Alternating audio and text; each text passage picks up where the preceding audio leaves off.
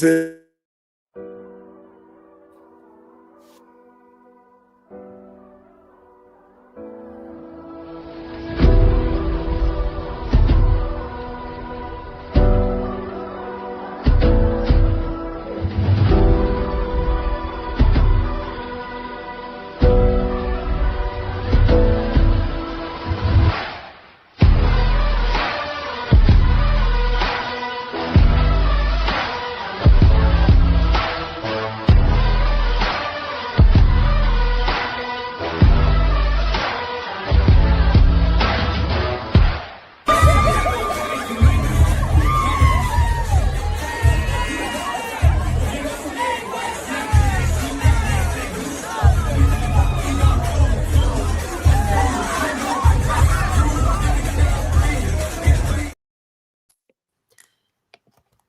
Welcome, everybody, to another beautiful Tuesday. It's November 25th, 2025.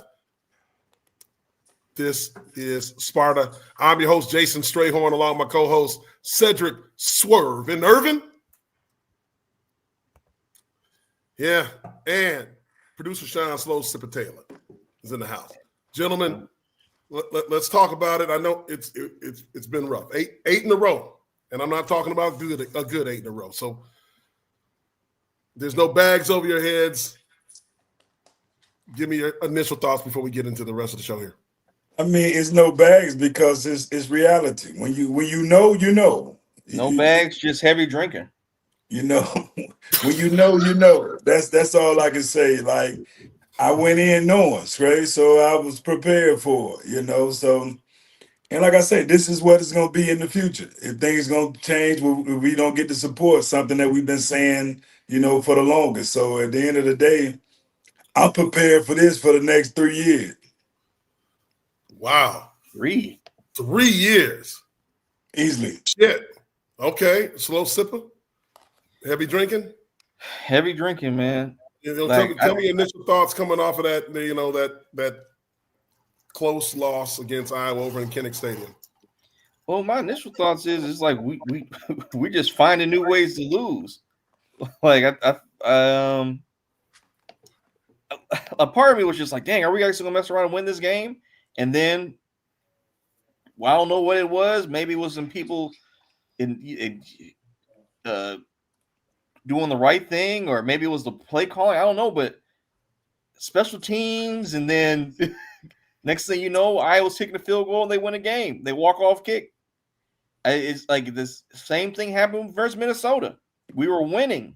We were up 10 against Minnesota or something like that, maybe 2 touchdowns. And then what? Lost again. It's just, and then you hear the speech from during the presser saying, "Oh, I like what we did, and I see improvement." I'm like, I don't see any winning. It's the same. No matter how you come out and talk about it, it's the same thing every week for the past 8 weeks. And if we lose again this week, what is that? The worst losing season in conference since 1958? Yeah. Definitely a sad state of affairs. You're talking about historical losing. I think in that season, there was a tie. There was a tied game. So, unless we lose this game, it's actually worse than 1958. Going back to that's the Muddy Waters era. I mean, it's a long time ago. Biggie Munn. I mean, we're talking historical bad season for Michigan State. Guys, look, we got a special guest that's going to be coming on the show in a minute. Right now, we got to get into, a former player, another dog that's going to come on here expressing how he feels about what's going on in Michigan State football. But before we get into the rest of the show here, we got to take a message from our friends over at Coors Light. Coors Light.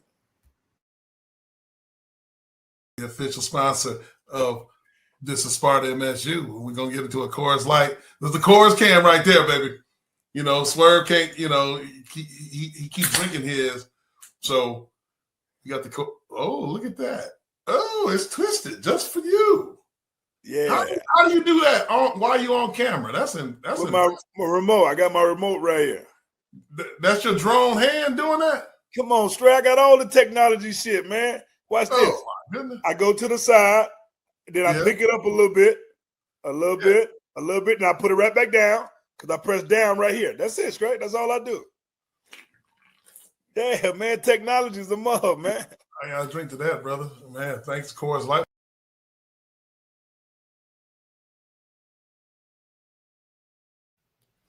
Always thanks to Coors Light. Slow sipper. I don't know what you was drinking a minute ago, but that's definitely not approved.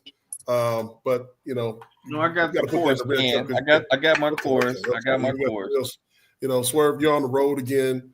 Who knows where you are? New York, Miami, Columbia. I mean, whatever. Parts unknown for you. Swerve, while you're out of town, holding it down. I mean, you repping the Yankees tonight. Fuck it. No more Spartan Yankees. I'm in black. I don't even have my Spartan, we on the road. You got to do what we got to do. But listen, getting to some winners out here, before we get into Black Friday ticket specials are on sale now. Women's basketball is going to be against Rutgers. Also volleyball is going to host. We're going to be at USC and UCLA. You have Maryland for football at Ford Field, ladies and gentlemen. I think what we've heard, the tickets, you can buy one, get two friends in free to Ford Field.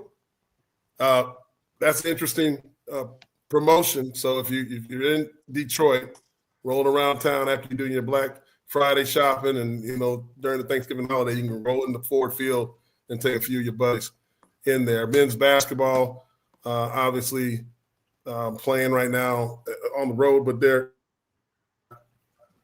USC or Northwestern coming up soon. There's all these ticket specials that are happening for MSU athletics. I know everybody's very excited about MSU athletics and what's going on, the quiet around the program, but we'll get into that a little bit later. Women's soccer. Who knows? Michigan State women's soccer is in the Elite Eight Friday night. They are going against number one ranked Stanford Cardinal. Swerve knows a little bit about that as Junior goes there, but they're going to be playing in Palo Alto. So they go out there Friday.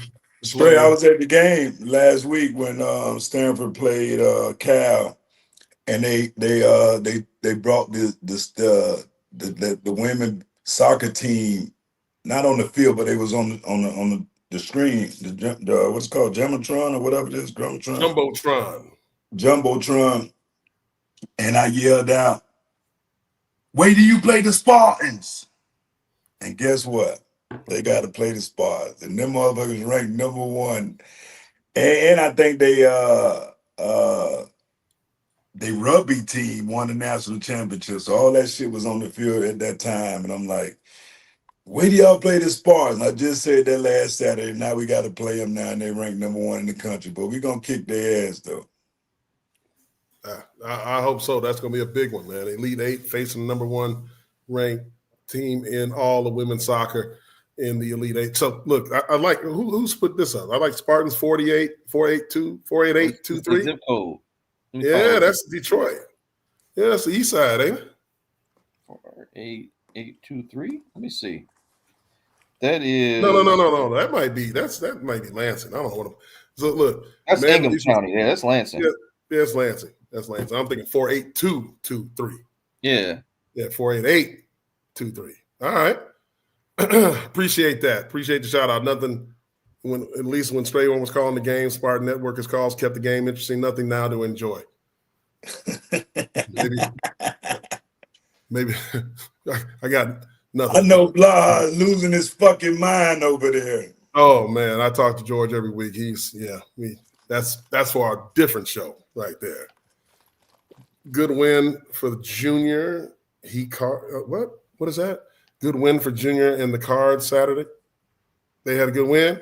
Oh, they gotta be real. Yeah, because it's misspelled and everything. I'm trying to figure out what it's saying. Rev is a big supporter. Sometimes I can't watch the Stanford game, but I know what's going on because of Rev. You know what I mean? So I know that's got to be my man Rev send that shout out. Yeah, it is, man. I like Jason's 2015 call classic. You're talking about trouble with the snap. I know about that. Thanks. Appreciate that, Trevor. Look, need my glasses. You do. Yeah. You're getting there. All right, so Say, what are you drinking? You drinking some like health tonic? What is that?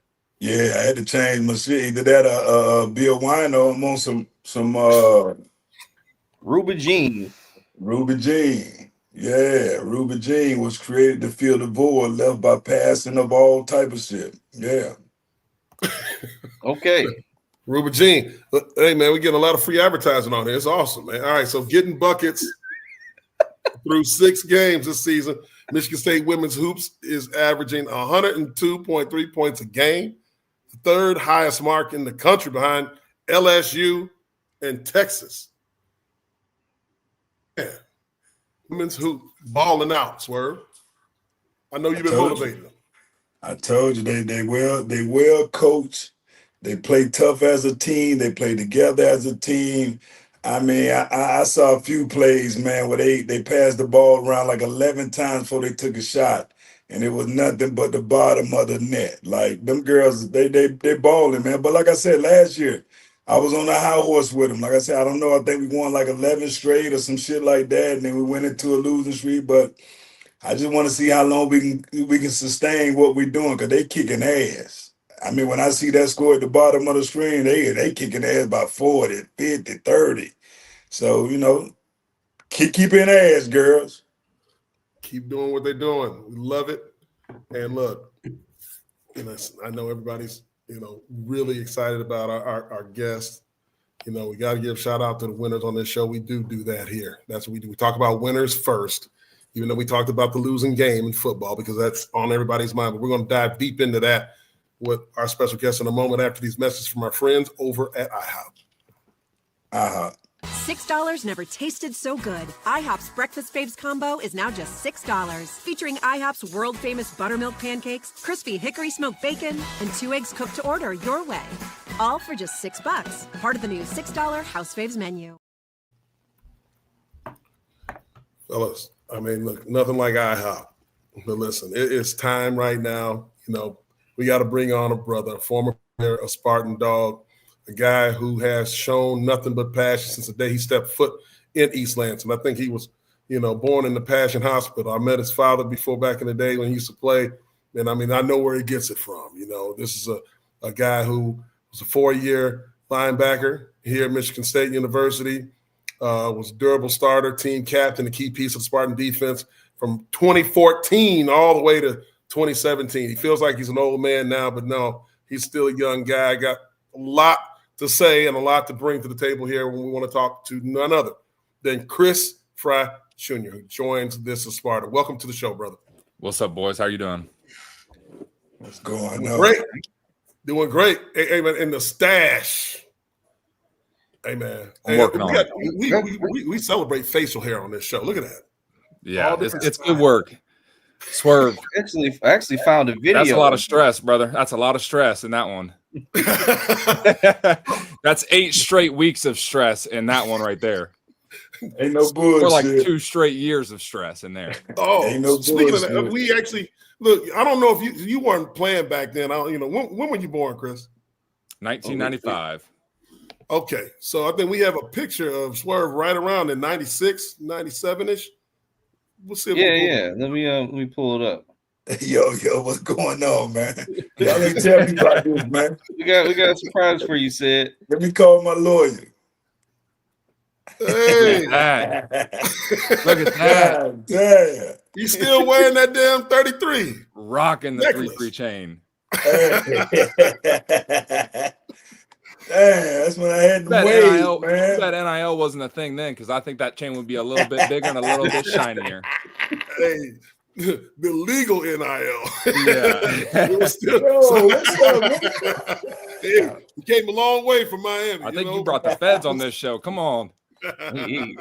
Shots fired. No dry snitching, brother. No, we good. We passed all the what is that? Statute of limitations. We good. Oh yeah, we're past that. We're good. Look, so Chris, man, welcome to the show. Look, the season go 3-0, Spartan football, which look, the opponents we faced, all the way to the Boston College game, never was really fully bought in. But we thought that this team could at least get to the bowl eligibility, beat the Vegas odds. I think it was Vegas was at 5.5. Subsequently have gone 8 games in a row, haven't won a game. And I know you have been, vocal online talking about this, and we talk about it all the time as players. But what is your thoughts about the program and where things are going right now? I'm just frustrating. It's very frustrating. I was at one of the first couple games of the season. Saul kind of had a little bit of an idea coming into the season from people that I know that I played with that spent some time with this team in the off season. And, there were some question marks there, especially after last season, but I think we all kind of felt like we made some decent additions to this team. Brought in some guys, we returned some guys that we were looking forward to, that we had high hopes for. And unfortunately those things haven't, played out in our favor. I've been, obviously you said it, I've been pretty vocal about, how I feel about this, where we're at, coaching staff and all that stuff. But, overall it's just frustrating. And it's hard to see, me only 7-8 years removed, from the highest highs to now where we're at now. And it's hard to watch, man. Yeah. When you talk about the frustrating part of watching it, you played on some big time teams. You're talking about the D'Antonio era, coming off the Rose Bowl. Were you in the Rose Bowl? I was the year after. Yeah, I came in. I graduated high school early, so I enrolled like 2 weeks after that game. Oh man! So you've been in the playoffs. Yep. No, yeah, 2 Cotton Bowls. Back to back. Yep. Back to back. So when you look at the culture that you guys set as players, going and what's your record against Michigan? 3-1. You guys you had things rolling. And now you see what obviously, there's there's different legal parameters with NIL transfer portal than you guys had to deal with. The portal was kind of there, grad transfer when you play. What are you seeing that frustrates you the most here? Is it the coaching style, the team, the structure? What are you seeing that you're most disappointed in? Well, I think when Coach D left, I feel like everybody was pretty excited about Mel Tucker coming in. And obviously that first season, COVID wasn't great. That second season, Kenneth Walker comes in. We get some big time pickups. Kenneth Walker was that team. I mean, we had obviously, you look at the NFL players that we had on that team. I think the most frustrating part of that is you look at the guys that left that team, that entered the transfer portal and went other places that we couldn't retain. I mean, the laundry list of guys that, if they would have stuck together and not left and kind of bought into the school, into the program, rather than, and I'm not holding anything against any of those guys. Like, they made the best decision for themselves, but, made the decision to go somewhere else to, help their draft stock or do whatever. Me personally, going to Michigan State, spending 4 years there, I love that place. Like, it's a second home to me. I enjoy going back there.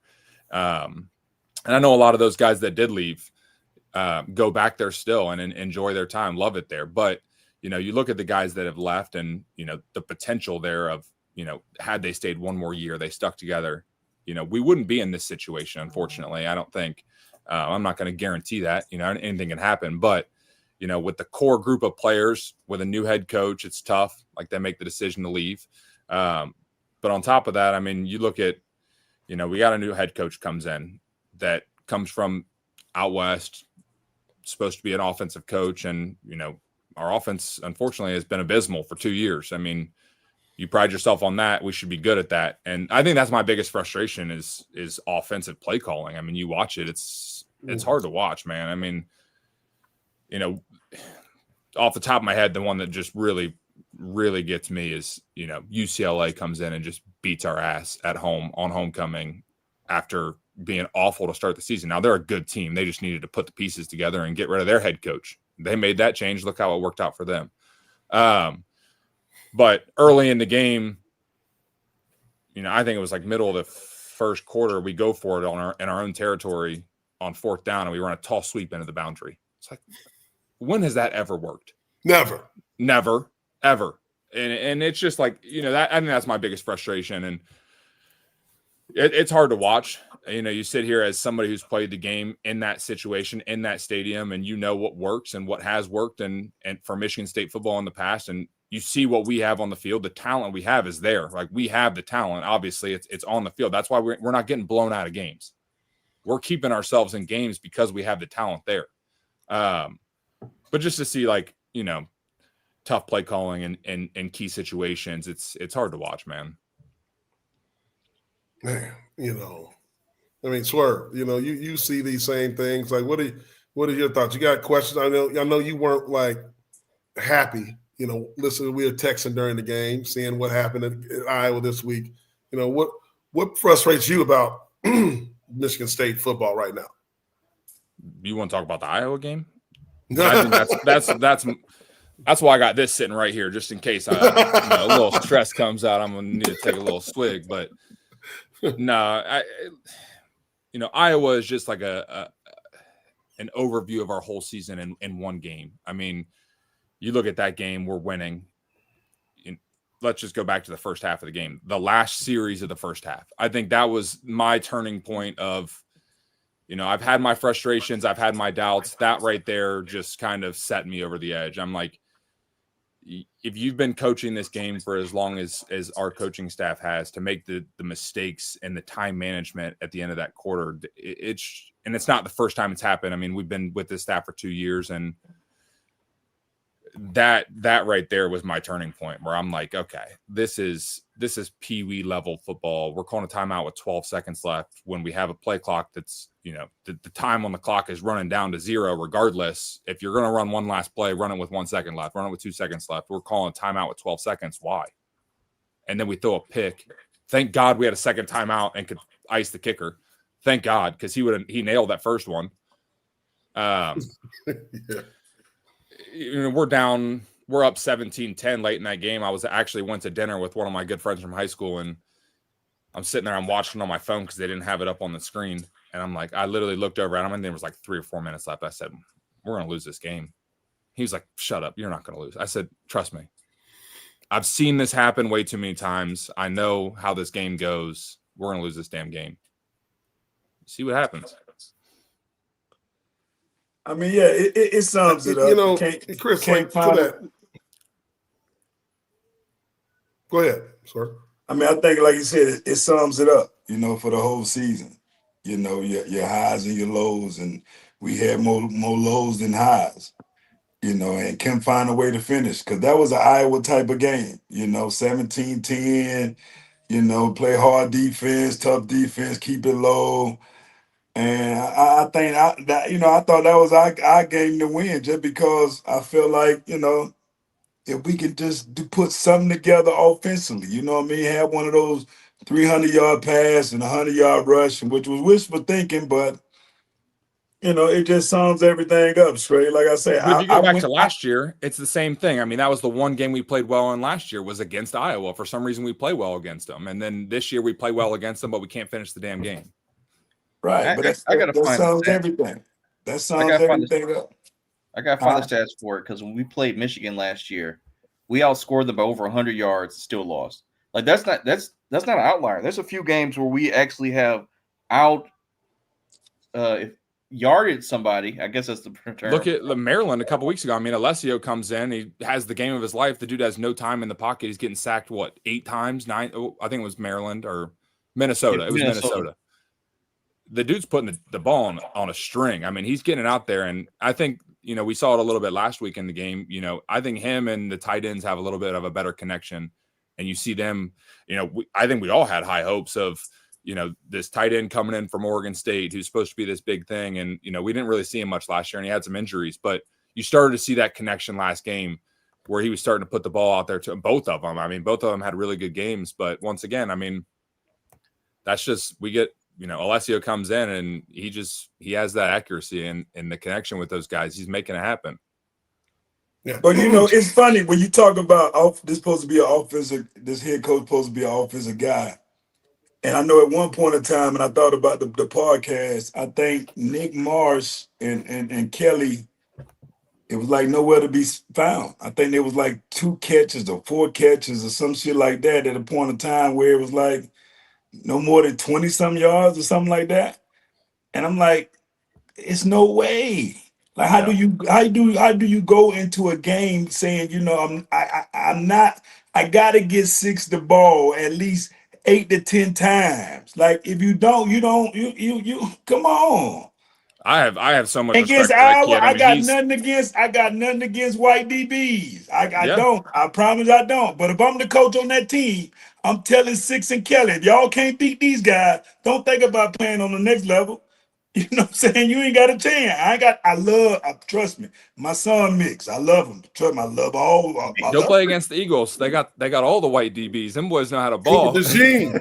But he come from Iowa. So my thing is, but we Yeah, don't we don't take enough shots down the field. for sure. We don't got no 50-50 balls to say my guy better than you. I mean, you're gonna see it this week. You're gonna see it this week. Watch the game fucking against Ohio State and fucking Michigan. Watch how they get the ball to they playmakers over there on Ohio State. Watch them. Oh yeah, you're going to see How we Jeremiah supposed to take Smith with 10 targets. You're going to see Tate with 10 targets. I mean, you might see that at halftime. Yeah. But how you They do have how to do you that. how you throw deep down the field when you got defensive ends and defensive tackles pushing your alignment straight to the ground Chip the and like edge. or tapping We people don't do on it the foot. enough. Chip the edge. We don't do it enough. Yeah, that's something Cedric's been talking about. Like, why don't you help the tackles out on the edges? I think that's of my the biggest pet. That's one of my biggest pet peeves. It's like, when Childs was in there, it's like I feel like when Childs was in there and he was playing quarterback, it's a completely different offensive strategy than when Alessio's in there. And let's be honest. I mean, Childs has got an arm. That boy can throw the ball. Obviously, he's throwing receivers down the field. I mean, he can launch that ball. But when Childs was in the game, the amount of play action pass that we ran was disgusting. Like, we're 6 games into the season still running play action pass with, getting sacked 6 times a game. Like, at some point, you got to say, hey, look, we're getting the ball out quick. Like, why are we taking a 7-step drop back, off? We're running play action, roll out. Like, there's no time for that. Why are we still doing it? You got to, as a coach, and I'm not going to sit here and act like I'm a professional. Like I've been a coach. Like I know what I'm doing all the time, but I played this game and I know the basics of it. You have to design offensive plays around your weapons, and your strategy has to be based upon your good and your bad, and you have to avoid the bad. And I feel like we're not very good at avoiding the bad. We just continue to keep doing. We're going to say, oh yeah, we're just going to be us and do this, and this, and continue to do it. You got to get away from it. I mean, we can't just continue to do the wrong thing consistently because we got to, our guys are getting better. I haven't seen it. I haven't seen there be a change in play calling this whole season. We're just continuing to do the same things. But then Alessio comes in the game. When Childs goes out, I think it was Nebraska, he went out for a couple plays and, it's like drop back pass, quick throws. We're advancing the ball on the field and Alessio throws a touchdown pass. It's like, why aren't we doing this all the time? It's working. We're getting the ball out. Our receivers are good enough to make plays. Why aren't we doing it. Yeah, and the consistency of that. Don't really understand it. It doesn't seem like, we know who the number one running back is. They kind of run, they kind of flip around between Tolliver or Tullis on who's going to be the one that's going to tote the rock. And like you said, you got to give credit where credit's due with Jack Velling. You're talking about number 12, the tight end. Oh, yeah. Transfer from Oregon State. He did have 8 catches or 88 yards. We've been critical of him from all the hype that he had coming over here from Oregon State. That was a great ball game that he played against Iowa. I mean, he looked like a guy who was trying. I mean, he left it on the field in Kinnick Stadium. Oh, for sure. Absolutely. Absolutely. But I think you talk about like running backs. You talk Yeah. about the running backs. I think it's the same. Like you look back at when I was in college, like LJ Scott, Gerald Holmes, Madre London, like we had all 3 of those guys on the same team. And I feel like when I was there, kind of had that same issue where like we couldn't decide, who was going to be the go-to back. And finally, like LJ kind of separated himself and then he would take a step back and then Gerald would kind of separate himself. We were able to figure out a way to use all 3 of them throughout a game. But I feel like it's a little bit different now in the way that they run this offense compared to what we had when I was there with LJ, Gerald, and Madre, like just trying to put the pieces together. this guy does this better than this guy, and this guy does this better than this guy, and we're going to use this guy this way, blah, blah, whatever. But they just can't figure out who they want to be the number one back, and they're running them all three the same way. They're doing the same thing with all three of them and not finding out what, this guy does this better and this guy does this better. It's just the same thing over and over again. And I think that's another thing that's really frustrating about it. It's like I'll go back to it. I said it before. We have the talent on this team. We got dudes. No doubt. We're just not putting it together. One of the things that frustrates me, from our playing days back in the late 90s, there was a guy named Tim Dwight that ate us alive in the kick return game. A couple of years ago, you talked about Cooper DeJean, who's playing with the Philadelphia Eagles right now, had a pick in the Super Bowl. We whatever reason, we decided to kick to the guy. I mean, the guy's a state champion, 200, 100-meter champion type guy. Like, he's not, he's fast for real. We're talking low, sub 10, 300-meter dash type speed. We kicked to him. He runs a touchdown on us. That was during the year where Mel was let go, and we had interim coach. I remember talking to Coach D'Antonio, who they brought back, like, at the plane, and he was talking about, we talked about kicking it out, angle kicking it, and we kick it right to him. I don't know what's going on. Like, he was just kind of replaying that over and over in his mind. Here we go to this year.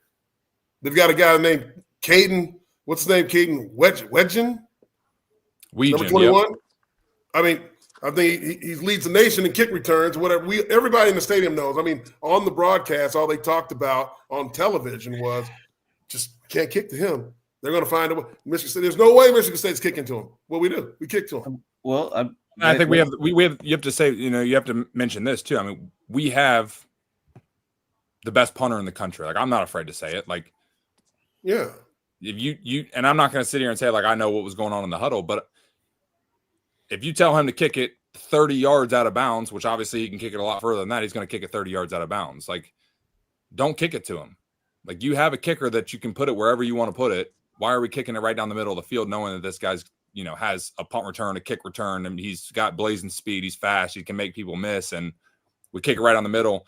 Now, 150 return yards in that game for him. I mean, yeah. that's game plan stuff right there. That's stuff you talk about all week. It's like, okay, this is a dude we got to shut down. This is a guy that we have to eliminate from the game because he's a game changer. And you talk about statistics in football, like, we didn't have a punt block, but anytime you have a punt block, you have like an 87% chance of winning the game.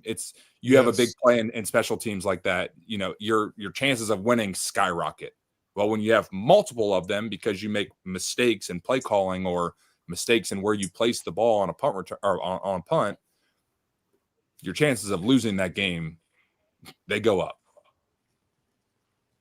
Well, I mean, you get what you pay for. You share special teams responsibilities with the running backs coach and defensive ends coach, and you don't spend the money to pay a coordinator to do it full time, then you get what you get. Absolutely. And I think you talked about it last week. Yeah, they're splitting in between the running backs coach and somebody else. But and defensive I think you tapped into it a little bit last week about, the budget.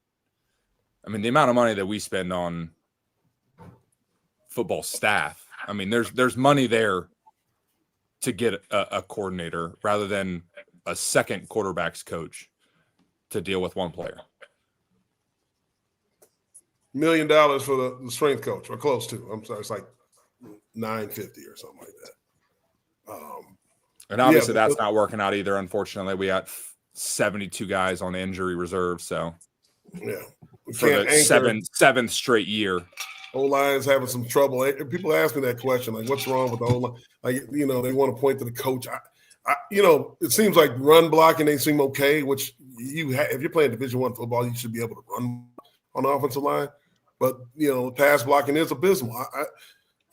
Chip blocking is one thing, for the tackles to give them some help. But shit, the inside three are getting driven back too. Like, there's no way to step up. I don't know what the hell's going on. I mean, usually you got to have an anchor, man. You got to be able to squat. You got to be able to, set your feet. Yeah. You know what I'm talking about. I think that's like we have two quarterbacks that are playing. We have, Aiden Childs. We got Alessio. Yeah. If we had somebody that had the ability to place the ball like Alessio does, and a guy that has the, athletic ability as Aiden Childs. Now, obviously that's a, Heisman winning quarterback potentially. I mean, that's what I was about to say. that sounds like, the greatest quarterback opportunity, but, even if it's close, I mean, I think that's where, we're stuck in this situation where we have a guy that, obviously can run the ball when he has pressure in his face, which is 78% of the time, whatever it is. It's like we lose that ability when we have Alessio in the game, but the dude's able to stick in there and put the ball on the money, and it's been working out. I mean, hats off to him, dude. He's a dog. I mean, he is getting his ass whooped play after play after play, and he's sticking in there and he's throwing the ball like he wants to play, and I respect the shit out of it. Oh yeah. Yeah, 25 for 42, 255 yards, 2 touchdowns, and a pick against the Hawkeyes. Alessio has been coming on strong, and you see what's going on, how frustrating it is. When you haven't heard from leadership, and the questions were asked of Jonathan Smith this week. Has he heard a definitive one way or the other? Are you going to be retained for next year, or have you heard anything from leadership? And there's been nothing. It's, you're hearing it from the fan base asking what's going on from the leadership. We're talking about the athletic director. You're seeing it at other schools. There's all these votes of confidence that are coming out from the athletic directors, or they're firing the guys and letting them know so that, you do have a recruiting timeline that's coming down the pipe. National Signing Day is next week. So they're really putting the program in a really tough spot. Like if you imagine Chris, being ready to sign, and with Michigan State, and you don't know whether or not your coach is going to be there. If you have options, what are you going to do? I mean, we're seeing it play out right now with Samson Gash. I mean, I think that's how you say his name. That kid can play some damn football, and he's taking recruiting visits anywhere else, and we've seen him at multiple other places, and he's a guy that we need to retain. And that's a tough decision. It's like, do you go to a school that you don't know if the coach is going to be there next year? And if he is going to be there, are we going to be back in the same spot we're in this year? We have Nick Marsh, who was, a top freshman in the country last year, come back this year. And, he hasn't been getting the targets that he should be getting. And we've talked about that. I mean, it's kind of the same thing that probably is going through his mind. It's like, is this the right decision for me? And that's tough. I mean, for me personally, like I've said it before, I love Michigan State. I would send my son there right now because I love the university. I love the atmosphere. I love everything about it. But that's a tough decision. I mean, you're walking into a couch burning, not in a good way, on MAC right now. Literally, that's what it is. Not for a good reason. You're walking into a bad couch burning.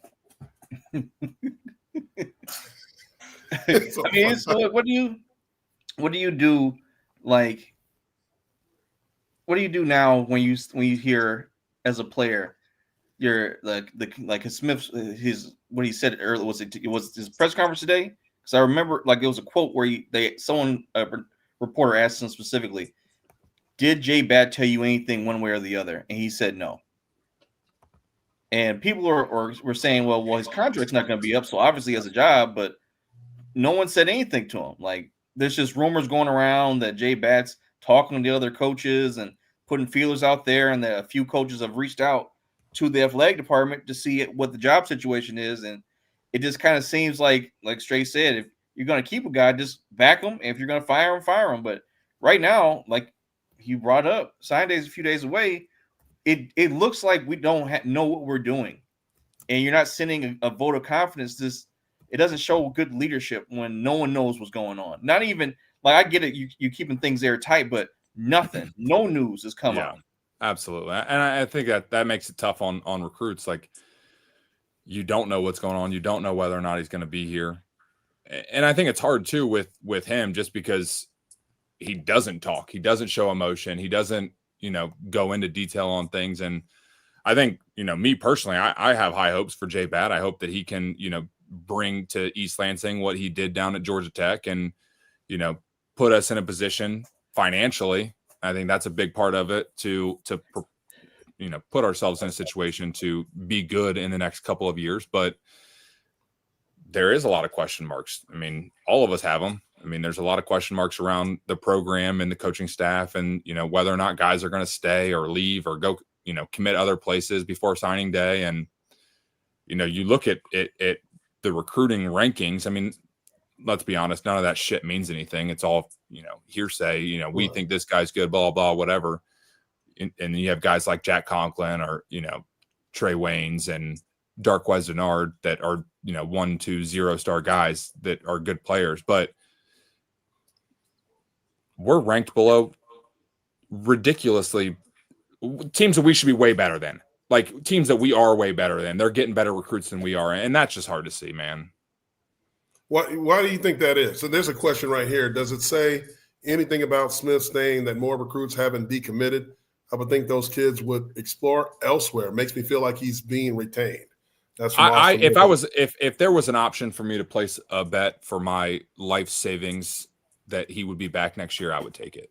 I don't see us paying out that money, the 30 whatever $million in a buyout. I don't see it happening. I would hope that he would make some inside changes. If he stays as the head man, to bring in people from the outside and replace people that obviously aren't doing well enough. And that's why our team's struggling. But I think it does. I see it's hard because I see, Jordan Hall, for example, who that dude's a dog. Like he is an NFL linebacker, in my opinion. Like if I was an NFL coach, I'm drafting that guy. Like he's really good. After the game, he makes a comment about, I can't remember exactly what his quote was, but I don't know why people are questioning Jonathan Smith. He's a great leader. Being on the outside, it's hard to see what the players are seeing. And I don't doubt he's a good person. I truly believe he's a good person. His players love him. But the problem is like the problem I have is I was a part of where Michigan State was and going from when Coach D was hired, not being the greatest team to then taking us to the college football playoff and multiple Big Ten championships, multiple bowl games in a row. Should I've been a part of a 3-9 team? I know how these guys feel right now. Now it's a little bit different because there wasn't a transfer portal for me to, lean back on. I didn't have an agent, going out saying, hey, my guy's considering going, how much money can you give him? Like, I get it. That part changes a lot of stuff. But it gives off this vibe that we're not getting rid of him or we're not going to make a change because you've seen all these other schools do it. You see how many openings there are in college football right now. Virginia Tech's already made that step. They've already claimed James Franklin. Like you see other schools. LSU's obviously put that offer out there for $90 million plus $25 million for players and blah blah. All these things. It's like, one, we don't have the money to do that. And part of that is our big donors have stepped away because of the leadership of our university, not just the program, but overall. And two, like we're behind the 8 ball at this point. Like if we were going to make a decision, which I don't think we are, the decision is, in my opinion, has already been made. We're bringing him back. They would have done it 3 weeks ago. Well, let me ask Seth a question. So hearing that said, if you know that you got to get rid of some of your coaches that they keep you, right? What coach would want to come here after seeing what has happened, assuming that this guy's a lame duck coach? Like who would want to hitch their wagon to a coach, take the job here, and then potentially get fired within a year? That's the $1 million question. Slow sipper. Because at the end of the day, if you don't have the back, it's like what LSU doing, right? They throw 90 million out there, but then they also say what? They go an extra 25 million for blase. You understand what I'm saying? That's not for blase for players. Right. That's the key right now in this new generation of college football. That's the key. It ain't going back. Guys are not watching film. They're not breaking kids' film down, this and this. It's all about the portal. I told you, I got a guy.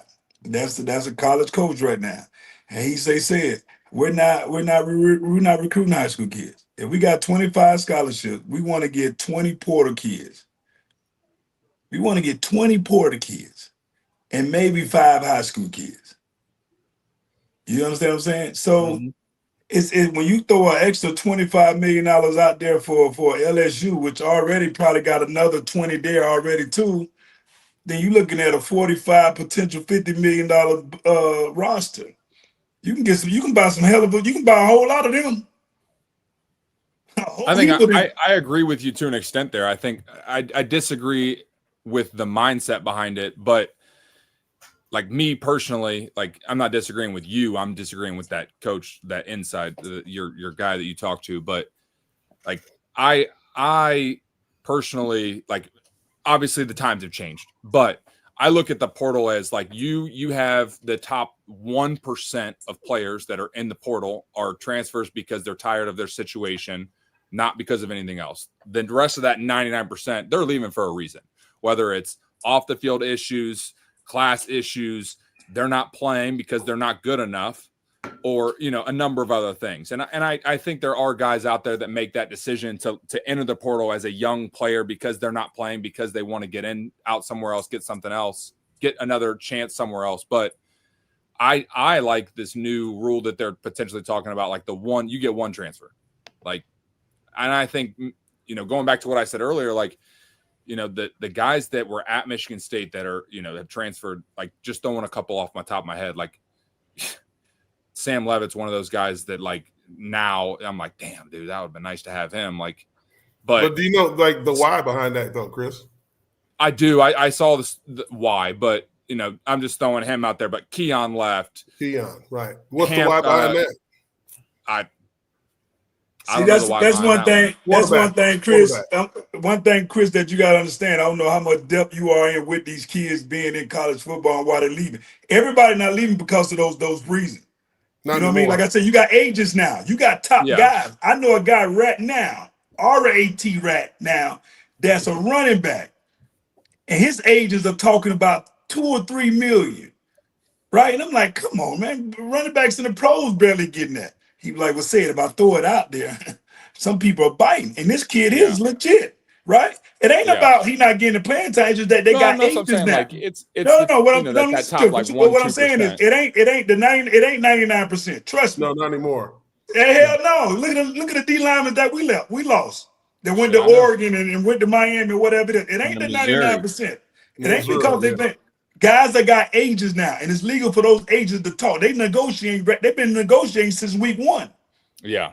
You understand what I'm saying? So you're gonna see some top guys that get in that portal, either to get in there to say to let their current school say, hey, give me a few more dollars. Or if you're not, guess what? Some other school gonna give me some. $1 more. I get it. Yeah. Yeah. Because, you know, but I mean, you go back to that, like you got Sam Levitt, Keon, Derek Harmon. That's who I was thinking of. Simeon Barrow, Chuck. You know, the list goes on and on and on. I mean, the freshman receiver we had last year that went to North Carolina, he was a good player. Like, shit, the wide receiver that's at Alabama, the offensive lineman that's at Alabama, Jeremy Bernard, and then Vandermark. I think Gino Vandermark, is that who's at Alabama? Gino's down there playing guard center. Yeah. Yep. Yeah. I mean, like you look at the guys that we've lost in the portal. It's like, man, if we just had some guys stick around. I mean, not all of them, but some of them, and we had the money to say, hey, look, like, we might not be able to pay you exactly what they're paying you, but we're going to give you close to it. We're going to spread the wealth. We're going to bring guys back. We're going to have this. We're going to have that. Like, I think that's like the hard thing. It's like, we're not a MAC school, and no disrespect to MAC schools, but they're not on our level. Like, we're not against them right now. Right. Then you got to look at the guy. Look at the guys that we know. Yeah. But look at the guys that we're getting in the portal. That's why I say, hey, the next 3 years, you guys might wear my brown bag like I wear my brown bag. Because if we don't get the guys in the portal, you got, and then look who we compete against. Oregon just got an unlimited. They got unlimited money. USC. So you got to look at the guys that we're competing with, even in the Big Ten. Fuck the SEC. Yeah. We're not even close in the top 10 in the Big Ten. And it's 18 of us. So the next 3 years, y'all might well get ready to get your brown bag, get it fitted. You can put motherfucking eyes on it. You can make a mustache like you got, Chris. All type of shit on your brown bag. for the next 3 years, that's what you're gonna get. I'm taking the under on what Vegas saved now because I lost my fucking mortgage money. We got a recruiting battle with Eastern Michigan for a defensive lineman that would ordinarily have been a walk-on to our team. Like, you know, just like that's where we're at right now. Hey, I've been open. Like, we have vendors that are, you know, that used to feed Michigan State football. The Eastern Michigan is spending 4 times as much as Michigan State. That's just nutrition. I'm just like, I don't know what's going on, but we keep hiring new vice presidents. Like, you don't want to know what the real issue is. Yeah, coaching does. There's a lack of passion. Don't really know what's going on there with some of the play calls. You know, obviously special teams are an issue. Line play is a big issue. Strength and conditioning. We got too many goddamn injuries. But, you know, injuries pile up when you suck, right? When you're not playing well, it's easy to not go. You know what I'm saying? Oh, shit, you know, because everybody's playing through pain right now. I don't care. There ain't a football player in the world that ain't hurting right now. You know, come on. It's late in the season. You know, got to tape it up, got to pop the anti-inflammatories, you know what I'm saying? And I don't know if that's the just transfer portal era of softness of college football. And I think that's like one of the things that pisses me off the most about this era of college football. It's like, you go back to 2016, and I'll use myself as an example in this. Like, 2016 was my best season at Michigan State. I was beat to shit. I had torn my labrum in my left shoulder. I had torn my UCL on my left elbow. I had torn UCLs in both of my thumbs. Like, you look at my fake punt against Ohio State, I was wearing a Sully, a shoulder brace, an elbow brace, and a big-ass cast on my left hand, and I couldn't carry the ball in my left arm because of this cast. Like, but I'm still out there and I'm getting it. Like, you look at the Penn State game, last game of the year, the last play of the game. We're losing that game. Like, the game's over. I damn near knocked myself out on the last play of the game because fuck that, I'm not quitting. Like, this is my school. I love this place. Like, I just feel like that part of, you know, buying into a program, buying into a university, buying into the history of a program is gone. And I think that's what pisses me off the most about where we're at in college football. Man, I don't blame you because, Chris, you were a throwback. I don't know if you understand that. You were a throwback even in your era. Like, you could have played in the damn 80s. You understand when people like had to tape up shit and, you know, had the terrible doctors with the big ass scars. You know, the old dudes who got the massive scars on their knees and shit. Like, you one of them. Like, it is way softer. Trust me. I got kids that play. So does Cedric. You know, he's got kids one at Stanford, one at IMG. I got one at Michigan, one at IMG. Like, it's a different game. And when you're out there in the recruiting world, you see how practices go. You can listen, man. I've been to how many practices you've seen, Swerve, around the country? Is it anything like the practices you actually participated in? Oh no. It's a concert. They give snacks. You know, everybody's, you know, it's very light, happy. I mean, these fucking guys don't practice for a couple of, like, hour and a half. It's, you know, I don't even know if sometimes I've been to Michigan State practices with this coaching staff. I mean, fuck, the guys are barely sweating, man. There's players having meetings with coaches. Yeah, we were throwing hands at practice. Like, you hit somebody the wrong way, you come up on somebody the wrong way, you're getting these hands. And I don't care if you got a helmet on or not, like, especially Michigan week. Like, I don't know how they practice during Michigan week now, but shit, Sunday for the, you know, stretch your legs and, you know, we're running the day after the game. Like, the run is different. Like, motherfuckers are working and they're sore and they're hurting. That Monday practice hits, we're starting with inside drill. Like, you better be ready to go.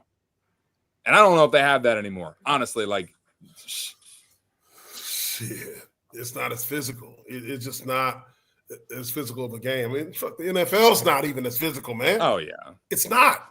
They only have one padded practice, new collective bargaining agreement. It's a different game, and now you've added the element in the college world where it's unlimited free agency. That's what it is. It's a wild, wild west right now, guys. The era that we're in, what Cedric described, players are negotiating all the time because we're not talking about, look, one of the best jobs I think in America is what you do right now, saving lives as a firefighter, Chris. I You know, appreciate that. I love my job. it's one of the best. And I think that's only the second best job. The first best job is being a fired head coach collecting a $50 million paycheck. There you go. There you go. Now, or a backup quarterback. Backup quarterback's up there too, but backup quarterback's up way the fuck up. NFL kicker's pretty damn good too. No, you get your they on suicide watch them. Yeah, that's and they get their ass cut too.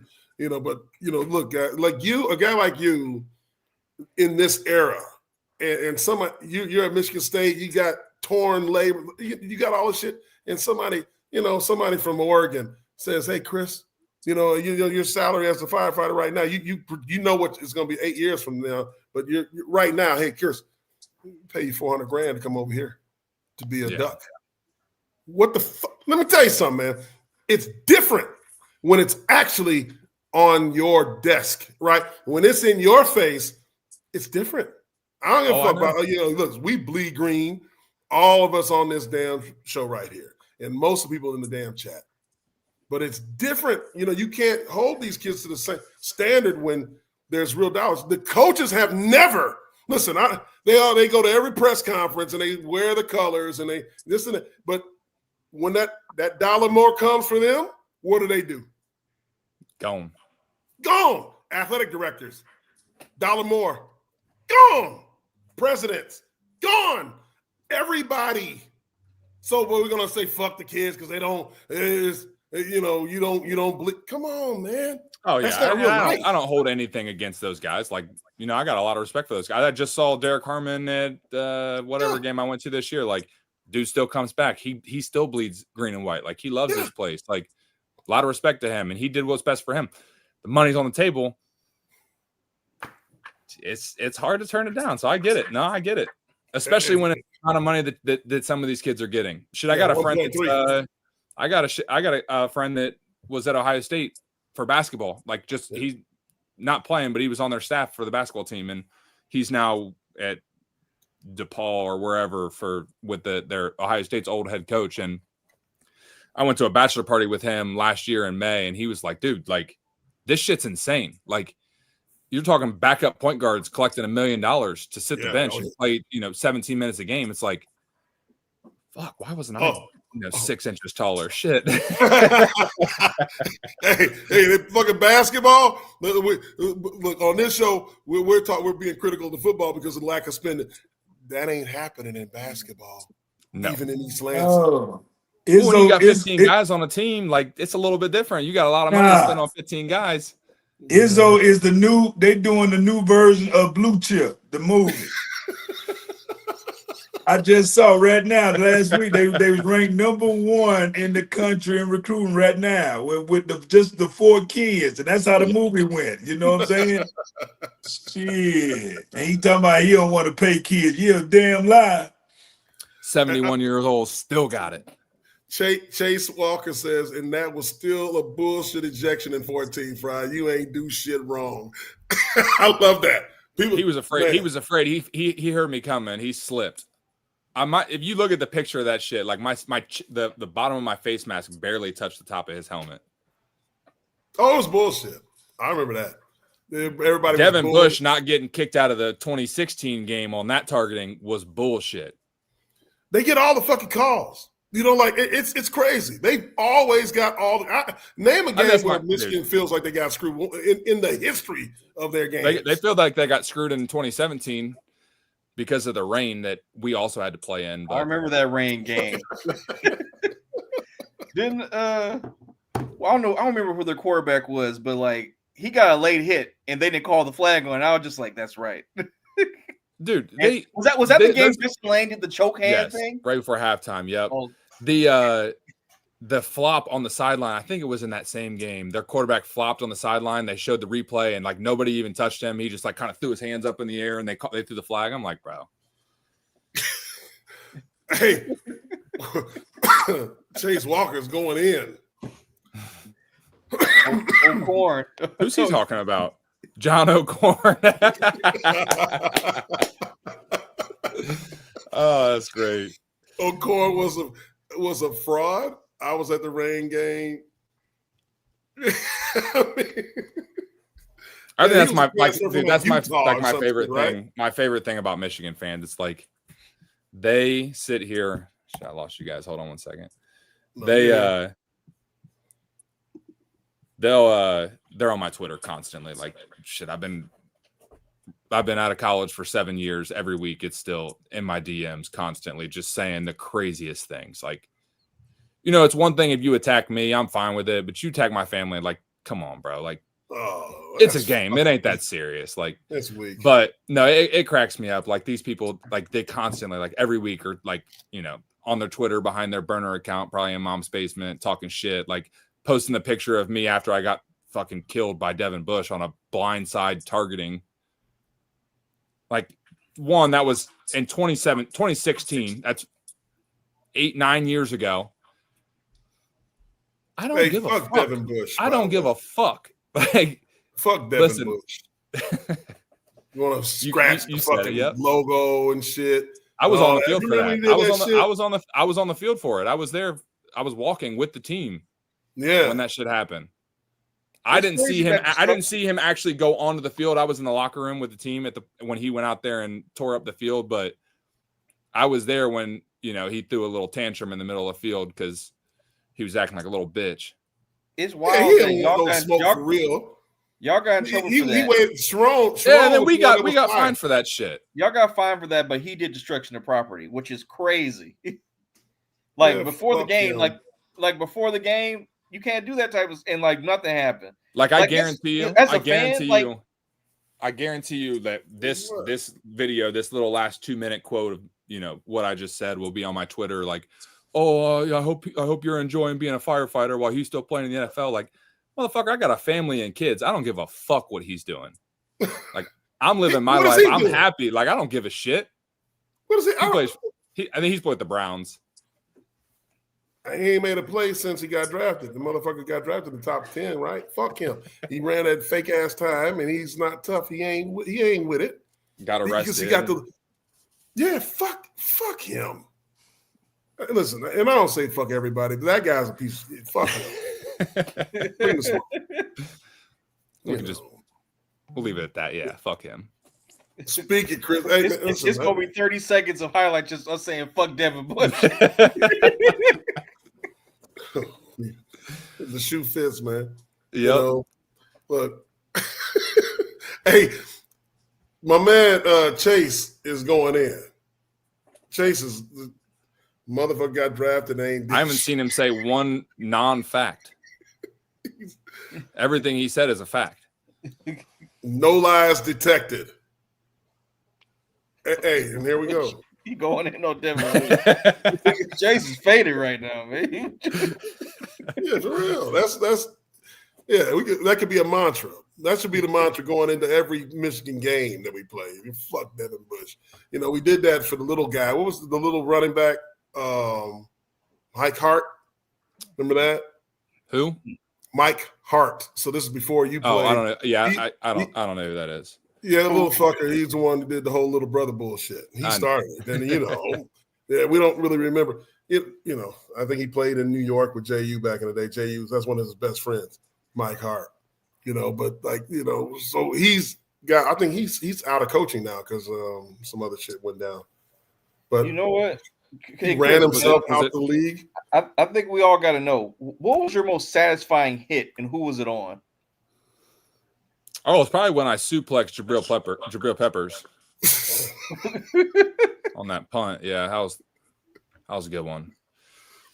Did you get flagged? I can't remember. No flag. That's good shit. That was a good one. Find that highlight. We gotta find that one. Yeah, I think it was 2015. Was that 2015? I don't know. I think we were at home, actually. I think it was 2015. Yeah, it had to be 2015 because I was playing frontline on punt still, so it had to be frontline. Man, look, we can go all night with what we feel about Devin Bush and all these sons of bitches. Chase, him, Corum, and Haskell. What do we got? I Am Ghost showing up. We got a lot of people, really charged up.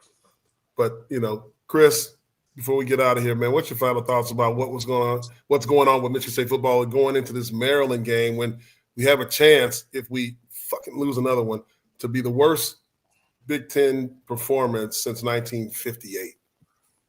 Yeah, and like I said before, I was a part of a 3-9 team. I know how these guys on this team feel right now. I've been there. Shit, our only win in the Big Ten that year was Rutgers, who was also not very good that year. But I'll finish it like I started. It's frustrating. It's hard to watch. Every week I'm like, fuck this. I'm not watching this game. And then I find myself at 3:30 sitting on my couch drinking a beer, watching the game. And 10 minutes in, I'm like, fuck, why am I back here again? It's frustrating. It's hard to watch. I got a lot of respect for a lot of these guys that, during this tough time are still going out there and busting their ass on every single play. But shit's got to change, and it's got to change from the top. It's not just, football. It's the administration. It's the athletic department. Everybody, shit's got to change. And we got to get back to being Michigan State football. And you can sit here and say, oh, Michigan State hasn't been, they had one good coach and blah, blah, fuck that. Like, we were a top dog in the Big Ten for, 6-7 years. And it wasn't that long ago. And God damn it, I just said 6-7 and I already know it's going to go off. I know it's the people are going to, shit, I hate that. But man, this is real life. Sorry, 6-7. Dude, I figured one of you guys would make a joke about it. I'm like, damn it, I said it. No, man. It's over our head, so we're good. Dude, it's over my head. I still don't even understand it. But, I just think we need to get back to the basics. We got to get back to, being who we are and getting guys in there that want to be there, that are buying into the program, buying into the process, buying into everything that East Lansing brings to the table. And, there's a lot of traditions that Coach D had that I loved. And I would love to see some of those things get brought back. I'd love to see some more players, former players back in the locker room, back on the sideline. I think we have this, a couple weeks ago, we had an issue with former players getting back on the sideline before a game. And it's like, I'm not going to sit here and say, only these guys should be allowed to be on the field and whatnot. But, you have guys that come back that were captains, that were All-Americans, all Big Ten, blah, blah, whatever, like, gave everything they had to this university and to this football program. Like, to not allow guys on the field, like, that's a problem. We need to get back to getting some of these guys there and bringing the traditions back and being who we are. And that's what it comes down to. And, I was talking to one of my buddies at work the other day. He's actually from Florida, and he was like, it's got to be hard to recruit guys from Florida, down south that are, want to come up to Michigan. And it's like, it ain't hard. And he's like, well, a lot of these guys like the heat and blah, blah. And I'm like, bro, I don't think you realize, and I don't think Michigan State uses this to their advantage as much as they should. Michigan State was a world changer when it came to segregation. Like, we should use this and Michigan State's history to bring players from the South, specifically African-American players, to Michigan State. Like, we don't use this to our advantage, and I'm not saying we should, but like, we have this history, this rich history of enriching, empowering African-American individuals. And let's be honest, like, there are more African-Americans than there are white people in the game of football at the college level. Like, we're just speaking facts here. Like, we need to use this and stop forgetting that, we changed a lot of shit when it comes to this.